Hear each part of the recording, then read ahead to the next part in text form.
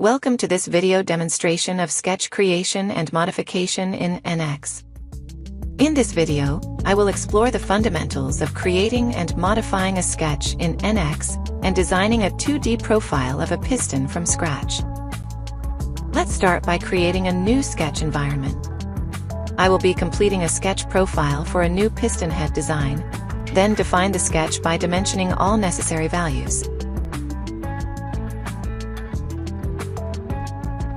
I will be using the profile command to start the sketch profile. Once the geometry drawn has a complete boundary, it becomes shaded. However, the lines are not fully defined yet, so they are movable by simply dragging on them.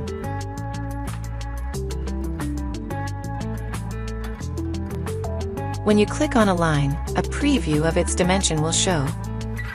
You can reposition the dimension by dragging it. Other relations such as horizontal and offset will also appear.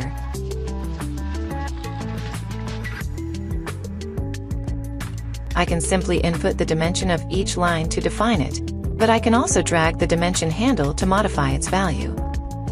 I can also define the sketch relative to the coordinate system by dragging the sketch and snapping a line to it. When a sketch is fully defined, all lines turn black.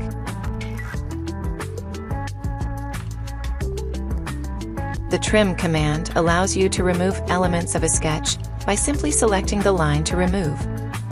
You can also click and drag to remove multiple lines at once. You can also click on multiple lines at once, then utilize the Make Equal command, so you can easily make them have the same dimensional value. I have efficiently created a new 2D sketch profile. Accelerate your design and dimensioning process by utilizing the intelligent NX commands.